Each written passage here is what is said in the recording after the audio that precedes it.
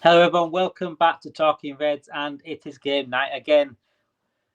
What a fantastic win it was on Sunday for Liverpool, and we've got to keep it going, Rhys, haven't we? We've got to absolutely keep it going. We can't take our foot off the gas now, because if we do, there's some people sniffing right behind us. That's Arsenal and Chelsea. And Man City is still not out of it fully. You might have said it just before here, that they're out of it possibly, but there's still a long time to play left. There's still 26 games left in the Premier League, and nothing's done until it's done. We know that as Liverpool fans. We know that as sports fans and football fans. So, but big game, Newcastle away, and I don't think this is just as easy as any other game. If I'm honest, I think this could be even harder than the Man City Madrid game. Mad as it sounds, I think it could be harder because going up to Newcastle is no easy feat for anyone.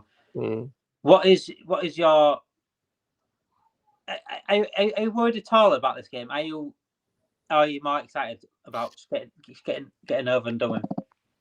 I'm confident, but I do believe that you can't underestimate Newcastle. Is at their ground. I know they Yep. got a few injuries. I think Isak won't be playing, but I do think this game and Everton, they're more banana skin than the Real Madrid Man City, because when you're playing a big team versus a big team, you're usually up for it because you're like, this is a massive game. Whereas you saw when we played Southampton, I think we kind of assumed that it's just a foregone conclusion, and then that's why that game kind of turned into a battle, and was kind of lucky to get out of there with the 3 points, but we made it a lot harder. So the mindset's got to be right, which I do think Slot will be telling them, which he's been drilling into them, just a game at a time. Yeah. But I still think we'll win, but I don't think it'll be straightforward. It depends. It depends if we get early goal. If we get early goal, then some of these teams it could be a problem for. But I still think we're gonna win, but not. I don't see us battering Newcastle. Neither do I see us battering Everton either on the weekend. But we'll get. No, that's what I'm saying. It's two hard games, really. I know Everton are poor at the moment, and Man United just battered them. But Merseyside derby away on a Saturday 12:30 kickoff is not something to be bat your eyelids at. And do you think it depends on what Liverpool turn up? Like, if the Liverpool Southampton turns up, it's going to be, we could even drop points away to Newcastle and away to Everton. But if we turn up like we did against Man City the first half hour, especially, could we blow teams like this away? Do you think? I feel like the mindset for me, but I just think we've got a lot of momentum right now, and Slot as well. He just seems to know the right things to do. It's like when someone gets injured, he slots someone else in, and they like Gomez came in for Kanai. That's a big loss, and you would think he hasn't. You would think he's not someone who hasn't played.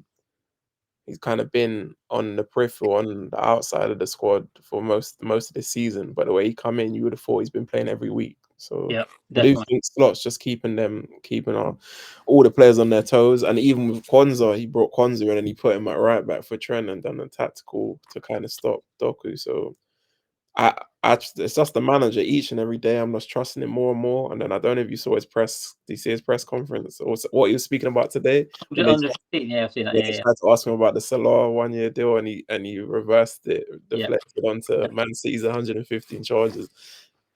He just doesn't seem like someone who's going to trip up. He just seems confident each and every day. He just looks more and more comfortable.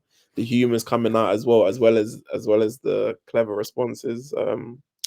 Yeah, for You know me, the meme that's going around, the one with the relaxing thing. It basically is him right now. It just seems to be so chilled and so you would like. not think he's manager at Liverpool No, because that's what I'm saying. I'm It looking just in his face. He's smiling. You know, a lot of managers have bags under the eyes. He looks like he's sleeping like a baby. You don't look. He looks. Yeah, I mean, he looks like fresh. maybe it's a ball thing. Maybe it's a ball thing because I know Maybe. men go through things when they're losing hair, and they've got, men go through things when they're losing hair loss, and it's bad mentally. But Mm, maybe because he's been bald for so long, it's like he don't have to worry about losing hair, don't have to worry about going grey. You know, that's what managers do. And Guardiola had hair before he became a manager. These players, you see these managers go into jobs, and then by the end of it, they're absolutely knackered. mm. He's just, I think, bald guy like him, he's probably just accepted, like, I've lost my hair, that's it. I'm just going to enjoy life, and that's what he seems to be doing. It must be something related to that, because the bald men I see in my life seem to be so happy and so content with their lives maybe because being through the worst part of it, losing the head, if that makes sense. Does that make sense? Am I just going on here? No, I get what you mean, mate. But he just seems smooth. He don't seem. It's If he is someone who worries, he doesn't show it. He's got a no. good poker face. He just seems very relaxed. He kind of adapts, just takes things in his stride. So he don't. He just seems very calm, which is what you kind of need. And obviously, previously we had a manager. He was calm at times, but he also liked to live on the edge. He kind of tapped There's into that heart on emotion. the sleeve on it. Heart on the sleeve. That's what it Yeah, was. with the fans, which as well. But I do think he's passionate as well because I think that when we scored against City, he kind of showed a bit A more little like bit. I want it he a little kind of bit like a City celebrated. Yeah, where game. usually he's a bit more calm on the touchline, a bit more reserved. Where he actually showed, you could tell how important that winning that game was. But yeah, with this game, like I said, don't take Newcastle lightly. No, But even if I don't know what it is, it's just the way we're playing. Even if we go behind, I still feel like we're gonna come back as long as the game don't get away because we're very well drilled. We're not conceding too much goals. Slot adapts with the tactics. If it's the first half's too slow, he'll change something second half. If it's the first half, then second half he'll change something. So at the minute, we just seem to have the answer for everything. We just gotta keep winning our games. And obviously, this period here, December, we can get through this because this is where you're going to be playing during the week and weekends, which is probably 3 games in a week. So it's important because there could be banana skins. There's still, and because it's only nine points and Chelsea as well, I want to try and stretch that yeah. possible to 12, 15. And then for me, that's when you're in kind of dreamland for me because you can afford a loss. You don't want to take a loss, but you can afford a loss or a draw because it's like it still be a certain amount of points.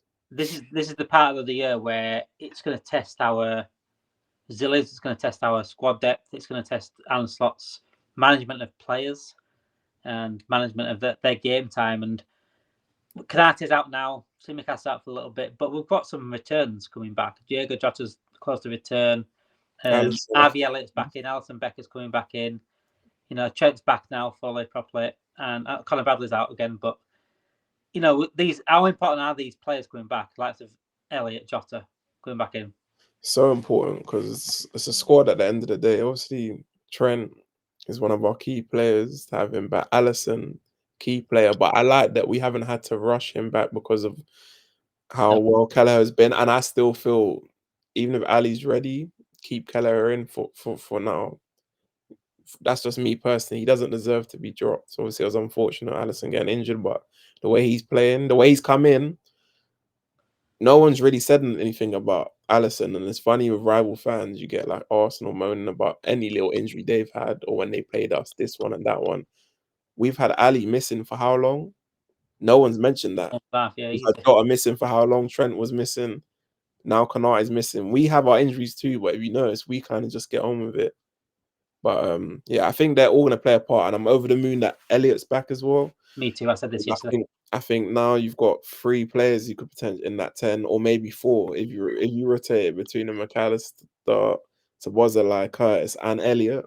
So, and we saw what Elliott was doing during pre-season for Arne Slot. So I think, yeah, I mean, it's just the more bodies, the better. That means you've got more options to choose from, and I think he's going to ease him back in because he gave him a couple minutes. So I don't expect him to start against Newcastle. I expect him to maybe get 20 minutes, 10, 15 minutes, depending if how the game's going. So yeah, I'm excited. I said last night I did like a best 11 sort of thing. I'm going through the team, what team Arne Slot should play throughout the Christmas period, and what team I think he should mainly go with. I think he will rotate every now and then, but the main team that should go forward. And I said Elliott's obviously, you could probably happy either one going up in terms of that position for me. But I would like, I said to it, I said if I had to choose one, I'd have to choose Elliott because I want to see Elliott get some minutes in that 10 position. I've been screaming for Elliott to play a 10 position for a few years now. You know, I've always said he's all right in the right wing, he's all right in centre midfield, but he's a number 10. He's a number 10. He's too his physical attributes suit number 10 is the way he can close control the ball, the way he can find little passes, the way he can shoot as well. He's got a shot on him. He's always got a goal in him. He's always got an assist in him. So I think that number 10 is absolutely perfect for him.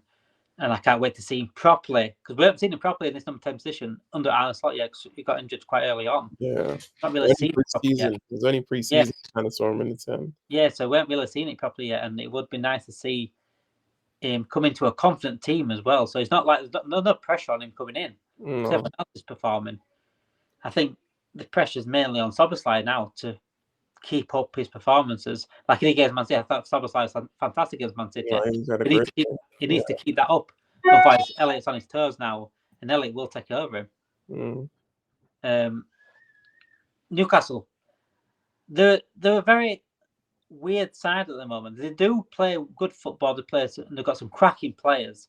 But then they have you sort of off games against West Ham, for example, losing at home last Monday, wasn't it? Lost to West Ham, but they are a tricky side to play. Likes of Isaac, likes of Anthony Gordon. Obviously, we were linked to me, Gomeresh, Joe Linton, some incredible players. Which player are you most frightful of? Choose any. It would be Isak for me, but I think it's been confirmed he is missing the game. That's what. Apparently, he's back. Is he? Are you sure? I read it today. He's back in the squad. Yeah, I saw something on Sky Sports saying their manager Eddie Howe confirmed that he's going to miss the game. So unless it's mind games, but I swear I saw it earlier that he's in the squad. I don't know what I saw. It was a Liverpool aggregate page. I'm sure I saw it and it was by someone else. Obviously, a report. I'm sure I saw him.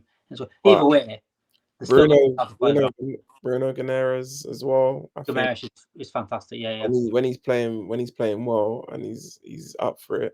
But also we got to remember they're a very physical team. So we got to kind of be prepared for that physical battle. Obviously, we're going to try and play football, but we got to be winning our aerial duels in defense, in midfield. Yep. We got to kind of be up for that battle, because that's when when they played Arsenal, I think when they beat them, they just kind of were too physical for them. And Arsenal team, when you think about it as well, they're going to turn it more into that match, a kind of physical battle, because they know probably in the football sense they can't really match us. So we and because it's at their ground, you don't want to give them encouragement. If they get a goal, the crowd get up, similar to how our crowd. They got a great crowd, so it can be tough. We kind of got to keep the crowd quiet. Just challenge them for everything, because they're going to be up for the game. Every team's up for when they're playing Liverpool as well, and they got to get points too. So they've got their own agendas for whatever they're trying to do this season. So yeah, I do think it won't be a straightforward game, but I do think Liverpool will win. I think it's got set. I think it's set up to one of those games like we played them last 2 seasons ago when Nunes came off the bench and scored 2 goals. I think it's set up to be one of them games where it's like we need probably a moment of brilliance to get over the line, maybe sneaking a win in the last few moments or something like that. But it's always been like that against Newcastle. We did it against Carvalho, got a last minute winner against them as well. It's always been a tough game against them. Even back in the 90s, I always remember beating them 4-3 a couple of times in a row when the Collymore goal. That's a classic game. Collymore goal, and then we beaten 4-3 again the game after. I'm sure it was the game after Anfield, the same scoreline again. So this game's always been one of the ones that you sort of remember for the season. It's always one of them classic games. I'm really looking forward to it, and it's certainly one for the neutrals.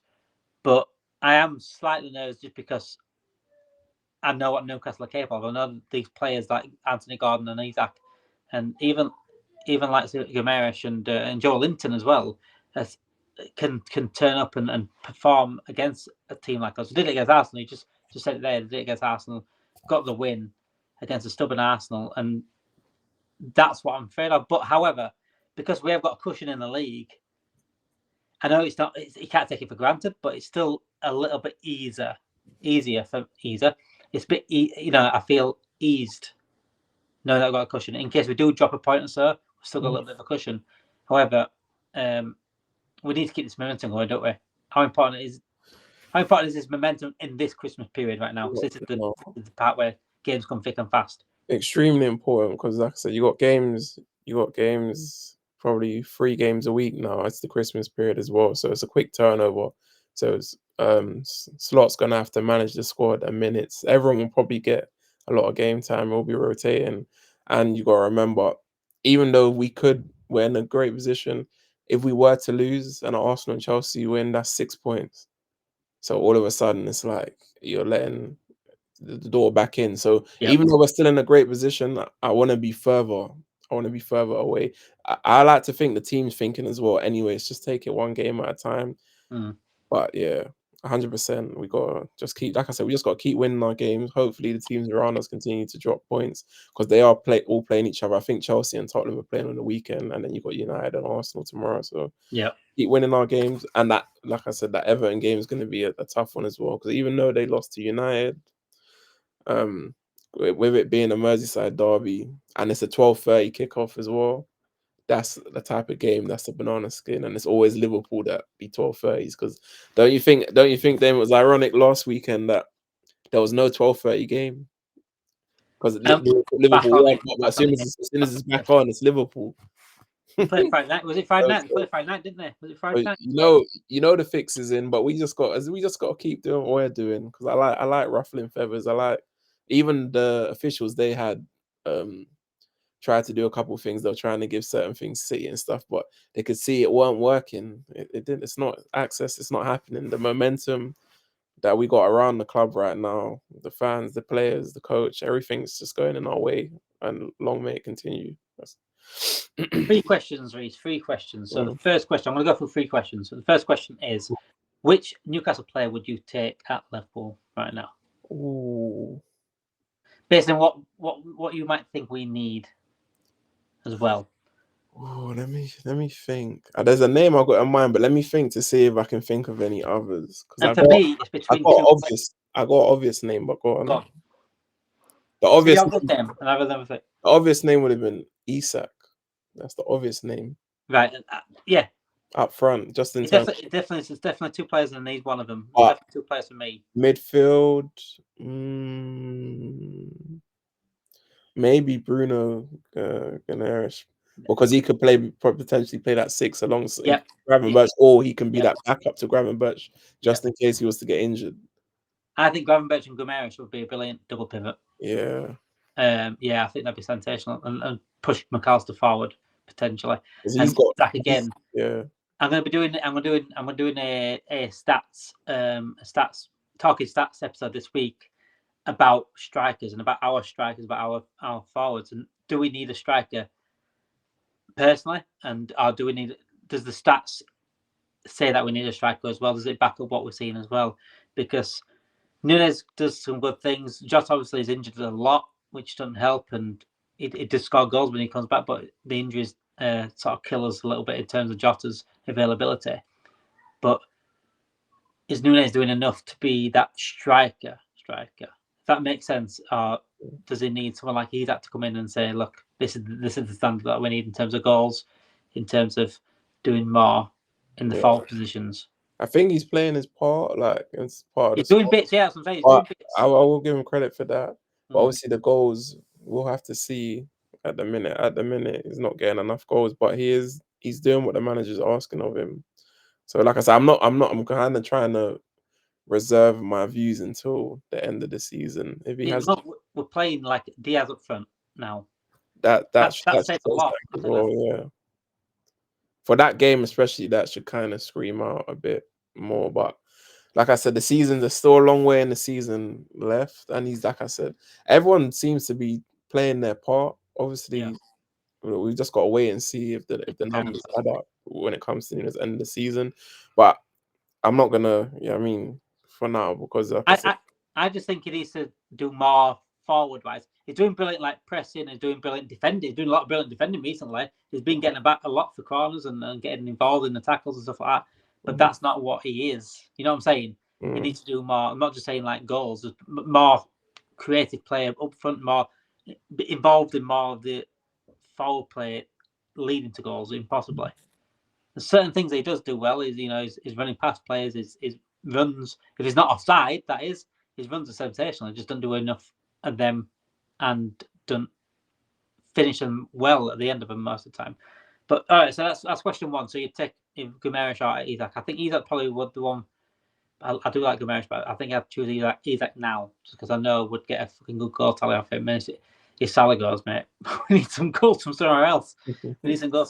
So, question number two.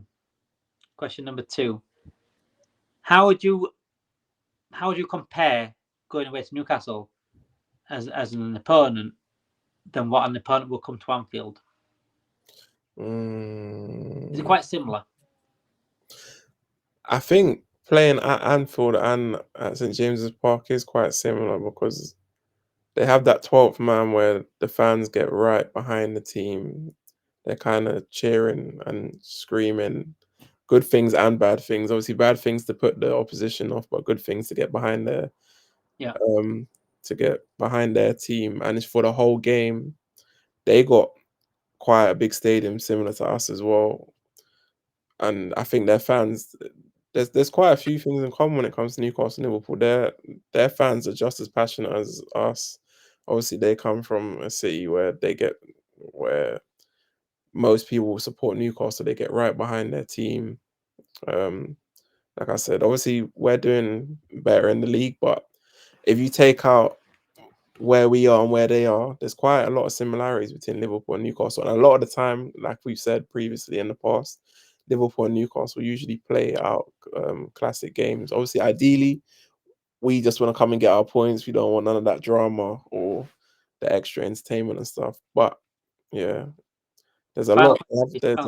There's a lot in common with those two. I think that as well. I think, like you said, once you get behind in these games away to them, it's tough to get back into it because that 12th man, because of that. You saw it against for us against Man City. Once we won the low, that was it. The crowd was up, and when the crowd's up, it's hard to get into the game as an away team. It's the same at Newcastle. I hate playing Newcastle in general, but I hate playing Newcastle away, and I think it's a lot of credit to their fans though, in terms of that. When ex-professionals talk about what's their best stadium to go to, Anfield's normally the number one, but then St James's Park is another one. It's always up there in terms of debates on that as well. Final question, match prediction. What's your score prediction going to be?